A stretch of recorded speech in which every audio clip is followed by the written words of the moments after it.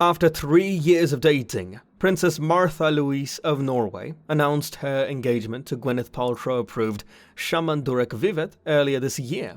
The princess announced this week that she will retire from royal engagements once the couple marries. In a video posted to her Instagram account in Norwegian, she explained that her decision was made after consulting with her father, King Harald V. In this video, we'll take a look at why Martha Louise left the royal family to marry an American shaman. Welcome to Best Royal Affairs. Let's start. Racist and scandalous statements have torn apart a royal family after one of their heirs fell in love with an American celebrity. No, not that royal family. In recent decades, royals all over the world have stepped down from their official positions due to scandals and family feuds, or to marry commoners or divorcees. This week, a Norwegian princess resigned from her royal duties due to her feelings for a modern-day shaman.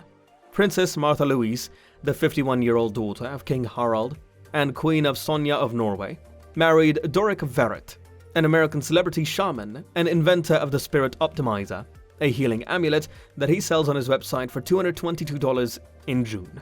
Since their engagement, the Norwegian news media and public have criticized Mr. Verrett for claiming he used the amulet to fight the coronavirus, implying that cancer was a choice and referring to himself as a hybrid species of reptilian. Every time a member of the royal family gets engaged, it causes media storms. Martha Louise said in a cheerful Instagram video this week. She, Mr. Verrett, and the royal family made some adjustments following the recent media discussions, she added, including her dropping her official roles. The princess and Mr. Verrett will seek to distinguish more clearly between their activities and the Royal House of Norway from now on. The royal family said in a statement, thanking her for performing her duties with warmth, care, and deep commitment.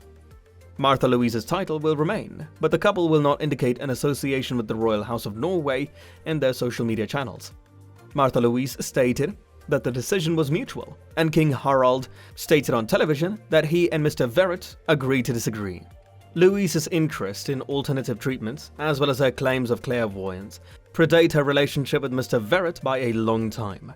She claimed on the website of a spiritual center she co-founded that she had seen people's feelings since she was a child, and that she had begun talking to angels through her communication with horses and other animals.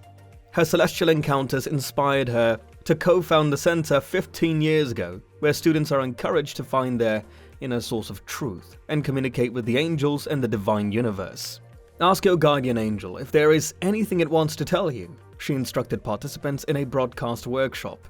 For more than a decade, her fascination with the supernatural has raised eyebrows in Norway. According to a 2012 poll, while 15% of the Norwegian population believed that Princess Martha Louise communicated with angels and the dead, 47% thought her practices were detrimental to the royal family. Her least popular ability was communicating with the dead, which she claimed she could do in media interviews around 2010.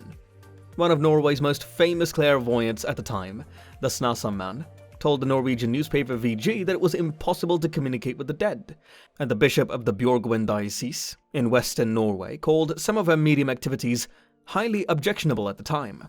Another bishop warned the princess not to cross the line between communicating with angels and communicating with the dead. However, with the country's fascination with the ghosts and spirits on the rise, she has found some supporters among healers and life coaches. Even her mother, the Queen, publicly defended her abilities, comparing her to witches burned at the stake for believing the earth was round. However, the backlash that followed Martha Louise's engagement to Mr. Verrett proved too much for the couple and the royal family. According to Martha Louise's manager, Karina Schiel, the couple met in Los Angeles in 2018, where Mr. Verrett was living. In America, the shaman had a large following, as well as celebrity clients and friends, including Gwyneth Paltrow, whom he referred to as my family.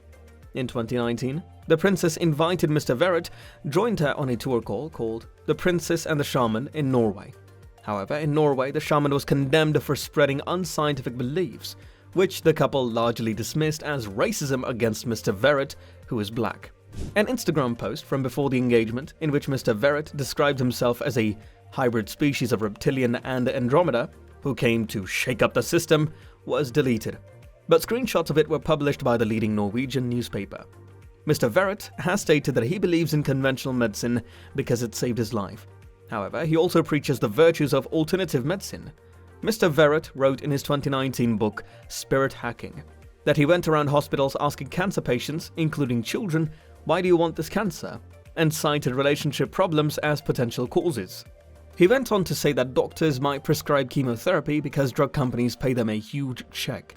In an Instagram video, he claimed that when he got COVID, he looked for a reason and discovered that he was a workaholic, constantly there for people and giving. He stated that he realized he needed to spend more time doing breath work and listening to the ancestors, and that he had used his white Lightbringer amulet to get the poisons out of my system. According to the Norwegian newspaper, Nettavisen, scientists in Oslo were commissioned to examine Mr. Verrett's amulets, and Sverre M. Selbach, a professor who analyzed the results, said they were mostly made of plastic, with only one dye separating the Lightbringer and the ancient truth.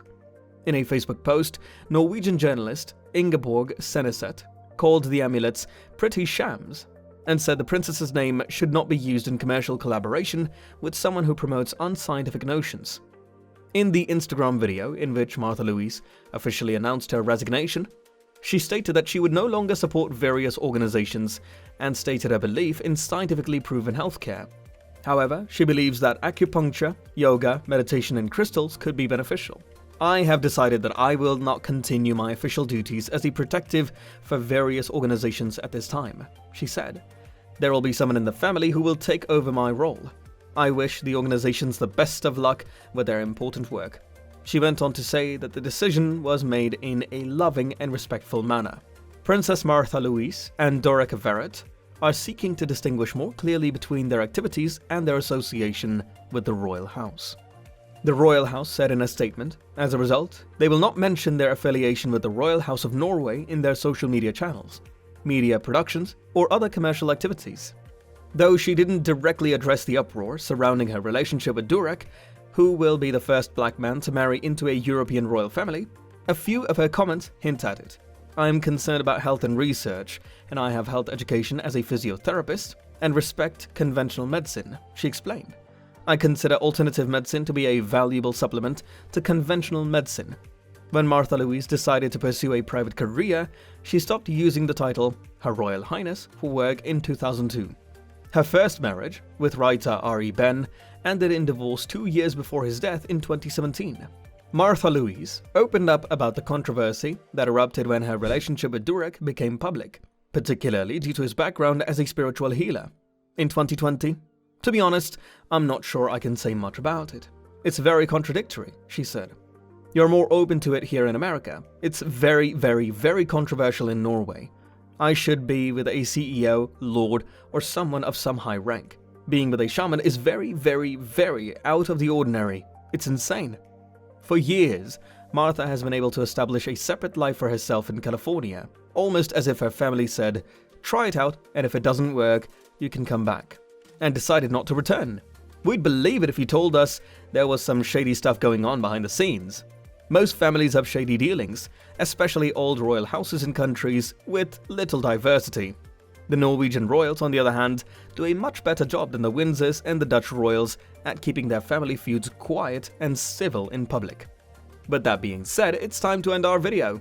What do you think of this story? Let us know in the comments, and subscribe to the channel for more amazing videos like this. We'll see you with another interesting video. Yours sincerely, Best Royal Affairs.